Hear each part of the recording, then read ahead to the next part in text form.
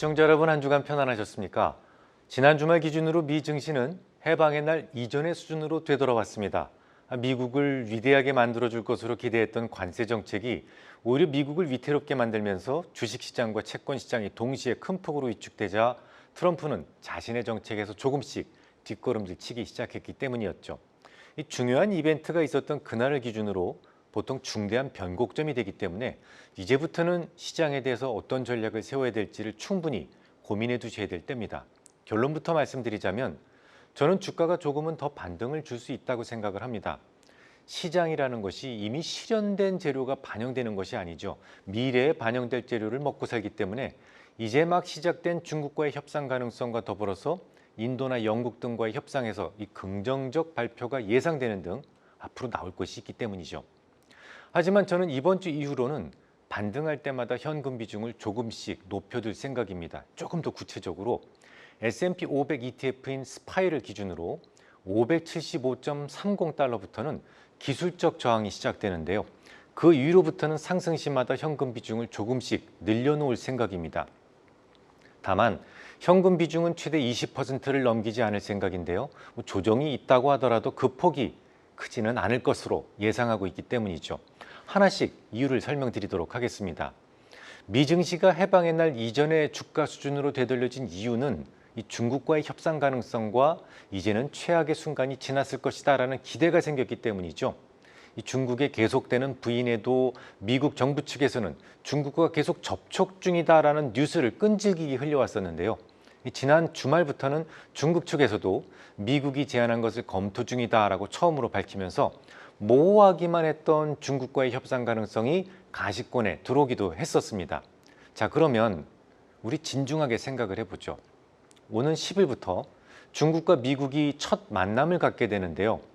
좋은 협상 결과를 발표할 수 있겠습니까? 글쎄요. 지난 트럼프 1기 정부 때에도 중국과 기본적인 협상에 도달하는 데만 2년이라는 시간이 필요했었습니다.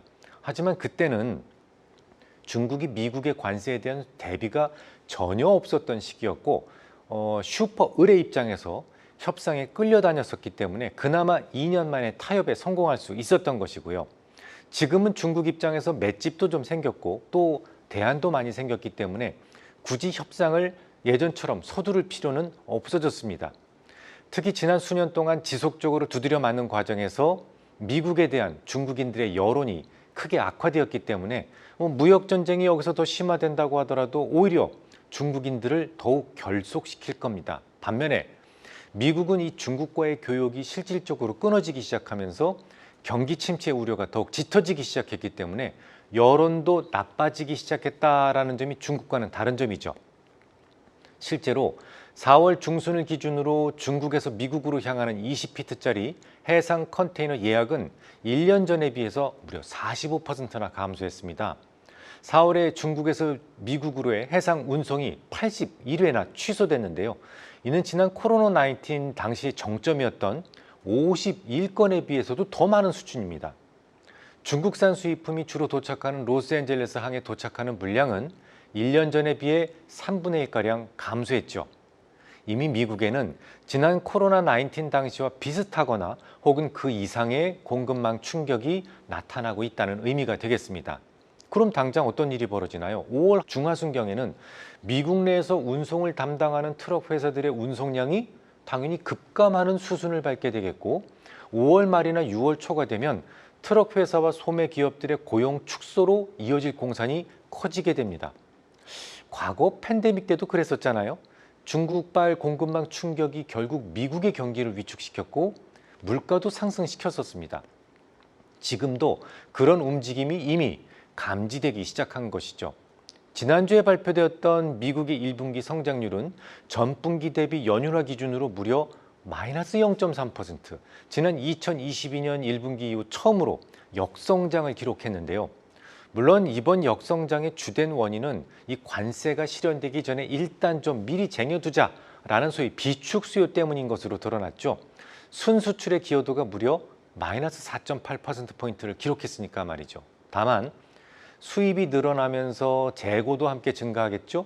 재고 증가는 플러스 요인입니다. 성장률에서 2.3%포인트의 긍정적 기여를 했기 때문에 강한 비축 수요로 인해서 대략 마이너스 2.5%포인트 정도의 순기여를 했다라고 생각이 됩니다. 하지만 GDP의 3분의 2를 차지하는 소비자 지출이 1.8%나 증가했음에도 불구하고 명목 성장률이 마이너스 0.3%였다라는 점에 주목하실 필요가 있습니다. 소비자 지출이 급증한 이유 역시 트럼프의 관세가 시작되기 전에 미리 소비를 하려는 가수요가 많았기 때문이었어요. 특히 자동차 부품과 같은 내구재에 대한 수요가 많았었는데요. 이는 결국 앞으로의 수요는 둔화될 가능성을 높이게 됩니다. 세금 오르기 전에 자동차를 미리 산 소비자가 다음 분기에도 자동차를 또 구매하지는 않겠죠. 기업들도 미리 재고를 쟁여둔 만큼 재고 부분에서의 엽기적 효과도 감안을 해야 될 거고요. 때문에 아마도 하반기에는 점차 경기가 위축되는 모습으로 전개될 가능성이 높습니다. 경기는 위축될 것이다라는 우려가 커지는 상황에서 물가에 대한 걱정이 덩달아 커지고 있는데요. 연준에서 가장 크게 참조하고 있는 1분기 PCE 물가가 전기 대비 3.7% 상승하면서 관세로 인한 스태그플레이션 우려를 자극하고 있습니다. 지난주에 발표됐던 미시간대 소비자 심리지수에서도 1년 기대 인플레이션이 6.5%로 급등했다라고 보고되었죠. 이는 지난 3월에 5%에서 상승한 수치였고 1981년 이후 최고치였습니다. 이로써 1년 기대 인플레이션은 지난 4개월 연속으로 매달 0.5%포인트씩 오르는 매우 이례적인 흐름을 보였습니다. 그러니까 딱 트럼프 집권 전후로 기대 인플레가 급등하기 시작했다라는 것을 알 수 있는데요. 실제로 컨퍼런스 보드에서도 향후 12개월 평균 기대 인플레이션을 7%로 발표했었는데 소비자들은 특히 관세 인상이 물가에 미치는 영향에 대해서 강한 우려를 나타냈었고 관세에 대한 언급 빈도는 역대 최고 수준을 기록했습니다. 이처럼 여러 지표들에서 소비자들의 심리에 관세로 인한 물가 상승이라는 원망이 깊숙하게 자리하기 시작했다라는 점을 알 수 있습니다. 하지만 가장 걱정스러운 것은 고용시장에 대한 우려가 점차 높아지고 있다는 점일 겁니다. 악재보다 더욱 괴로운 것이 불확실성인데요. 기업들은 노출된 악재를 보고는 투자를 할 수 있지만 불확실성이 시작되면 기업들의 활동이 전면 중단되기 때문입니다. 하반기로 갈수록 관세에 대한 불확실성은 점점 더 커질 가능성이 높죠. 설령 중국과의 협상이 잘 진행된다고 가정한다고 하더라도 결과는 마찬가지입니다. 이미 고용시장의 어두운 면이 드러나기 시작했죠. 물론 지난 주말에 발표됐던 4월 실업률은 4.2%로 지난달과 동일했고 실업자 수도 720만 명 수준으로 큰 변화가 없었기 때문에 그냥 명목상의 수치만 본다면 아직 고용시장이 건강하구나라는 모습으로 비춰질 수도 있겠습니다. 하지만 관세 부과 전에 재고를 비축하려는 가수요 때문에 업무가 많아진 도매, 소매, 운송, 창고, 이 노동 수요가 증가한 영향 때문입니다. 경기가 좋아서가 아니었어요. 고용시장이 좋아진 것은 경기가 좋아서가 아니었단 말이죠. 실제로 27주 이상 장기 실업자가 17만 9천 명이나 증가한 170만 명으로 집계되었다라는 점에 주목하실 필요가 있습니다. 장기 실업자가 전체 실업자의 23.5% 수준까지 상승했다는 점은 이미 고용시장의 질적인 면이 크게 악화되었구나라는 것을 보여줍니다. 또한 시간당 평균 임금은 전월 대비 0.2% 상승에 그쳤죠. 36.06달러를 기록했는데요. 노동자들의 임금 협상력도 감소하고 있다는 점이 보다 명확해졌습니다.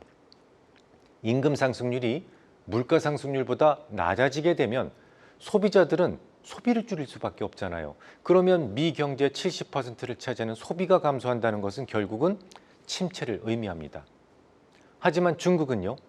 미국과의 경제전쟁이 진행되고 있는 상황임에도 불구하고 올해 GDP 성장률 5% 목표를 달성할 것이다 라고 자신하고 있는 상황이죠. 자오천신 중국 국가발전개혁위원회 부주임은 미국 농산물과 에너지 수입을 다른 나라 수입으로 대체할 수 있다라고 주장합니다. 이건 맞는 말이에요. 2023년 기준으로 미국은 330억 달러의 농산물 그리고 150억 달러의 에너지를 중국에 수출했었는데요. 중국은 브라질과 아르헨티나 등 남미 국가로부터 농산물을 사오기 시작하면서 이 미국으로부터의 수입을 성공적으로 대체할 수 있다는 부분을 보여줬죠. 수출 시장에 대해서도 어느 정도는 대체에 성공하고 있다는 자체 평가인데요. 성추핑 중국 상무부 차관은 미국의 고율 관세 부과가 시작된 4월조차도 수출이 계속 증가했다라고 밝혔습니다만 요거 중국 측의 발언도 트럼프만큼이나 허풍이 절반이라고 보시면 됩니다. 미국 시장을 대체할 만한 시장은 사실상 없어요. 미국으로 수출되는 물량이 감소하면서 중국 공장들은 가동률을 줄일 수밖에 없었고 노동자들에게 무급 휴가를 주면서 겨우 시간을 벌고 있는 상황입니다.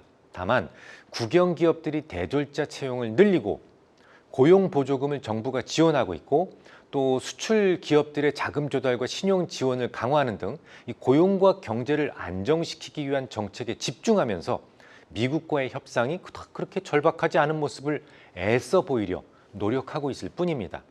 물론 미국이 중국에 비해 훨씬 더 급한 것은 사실이에요. 앞서 거론해드렸듯이 중국은 오히려 반미 감정이 격화되면서 여론이 나빠지지는 않고 있어요.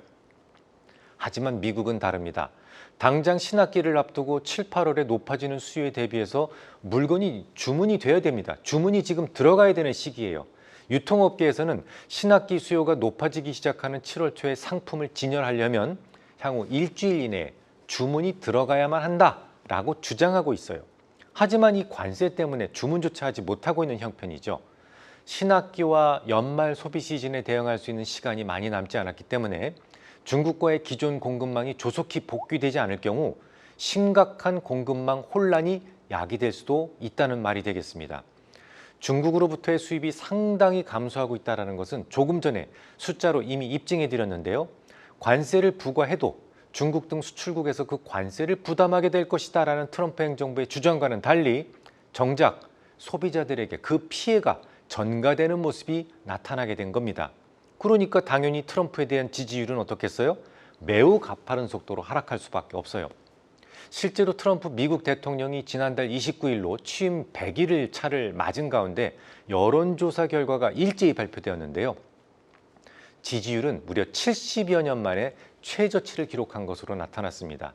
지난달 27일 미 CNN 방송은 여론조사 기관인 SSRS와의 공동 여론조사 결과를 발표했는데요. 트럼프 대통령에 대한 지지율은 41%까지 추락했다라고 보도했어요. 이는 2017년 트럼프 1기는 물론이고 역대 신임 대통령 취임 후 100일 차를 기준으로 봤을 때 지난 1953년에 취임했던 드와이트 아이젠하워 대통령 이후로 가장 낮은 수치였습니다.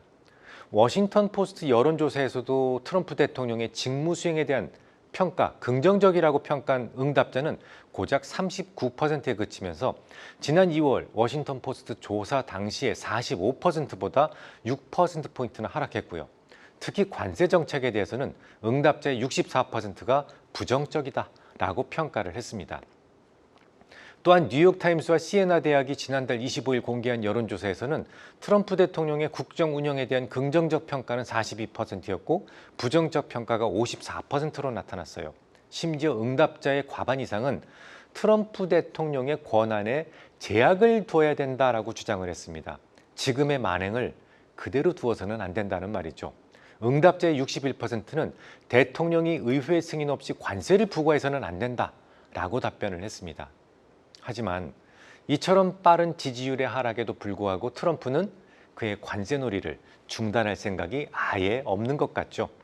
특히 트럼프는 이미 발효되고 있는 10% 수준의 상호관세가 이건 최저한이다라고 말했기 때문에 여기에 추가로 항목별 관세가 붙고 중국에 대한 가중평균 관세율을 감안한다면 최소 10% 후반, 중후반의 실효관세율이 예상됩니다. 1930년대 미국을 대공황으로 몰았던 것이 결국은 스무트홀리 관세법의 영향이었다라는 말씀을 여러 차례 드린 바 있는데요. 당시의 실효관세율도 20%가 채 되지 않았었습니다. 그러니까 트럼프가 주장하고 있는 현재 관세율만 가지고도 충분히 미국은 물론이고 세계가 대공황에 준하는 충격에 빠질 수 있다라는 말이 되겠습니다. 물론 잠시 출렁임이 있더라도 주가는 조금은 더 오를 거예요. 최악은 지났다는 기대감에 더해서 중국과의 대화 가능성도 생긴 데다가 인도와 영국 등에서 먼저 타협점에 도달할 가능성이 높아졌기 때문입니다. 앞으로 나올 것이 좀 있어요. 하지만 미국을 대공황으로 몰고 갔던 10% 후반대의 실효 관세율과 거의 흡수한 수준의 관세율로는 미국의 경기 침체를 피할 방법은 없어 보입니다. 당연히 주가는 하반기 들어서 다소 조정이 전망이 됩니다.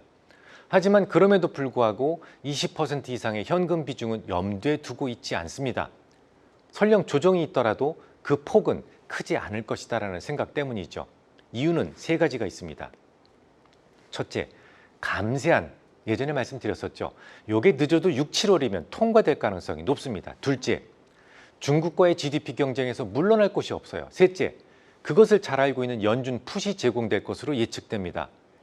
감세와 일자리 법안의 연장, 그리고 5조 달러 규모의 부채 한도 상한 내용을 담은 예산안이 상원과 하원을 모두 통과했어요라는 말씀을 전해드렸었는데요.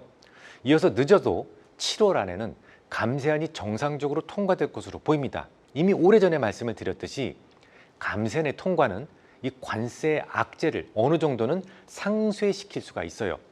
하지만 더 중요한 이유가 있습니다. 바로 중국과의 GDP 경쟁이죠. 과거에는 기축통화권자가 되기 위해서는 강력한 해군력이 중요했었습니다. 지켜줘야 됐었죠. 하지만 지금은 좀 많이 달라졌어요. 다른 나라들의 상품을 흡수해 줄 수 있는, 그러니까 물건을 기꺼이 사줄 수 있는 거대한 시장이 필수적이죠. 트럼프가 뭔가 좀 큰 착각을 하고 있어서 다른 나라들로부터의 물건을 기꺼이 사줄 생각을 좀 버린 것 같습니다만, 엄청난 시장과 그 시장으로부터의 막강한 구매력은 달러 패권 유지의 필수적인 요소죠. 미국의 막대한 시장은 한때 전 세계 GDP에서 32%까지 차지했었습니다.